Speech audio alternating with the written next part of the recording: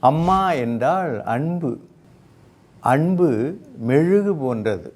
மெழுகின் பக்கத்திலே கொஞ்சம் அனல் பிறந்தாலும் அந்த மெழுகு உருகிவிடும். நமது அன்னையின் மனம் மெழுகு போன்றது.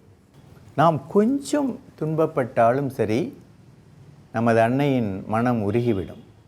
இந்த உண்மையை நமது மனத்திலே, இதயத்திலே தாங்கியவர்களாக நமது கவலைகளையெல்லாம் அந்த அன்னையின் பாதத்திலே இந்த திருநாளின் பொழுது நாம் சமர்ப்பிப்போம்.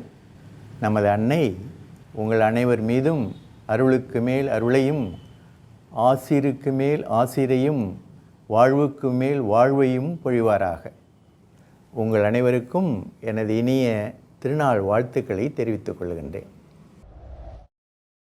அன்பு சகோதர சகோதரிகளே, உங்கள் அனைவருக்கும் புனித அலங்கார அன்னை பெருவிழா நல்வாழ்த்துக்களை மகிழ்ச்சியோடு தெரிவித்துக் கொள்கின்றேன்.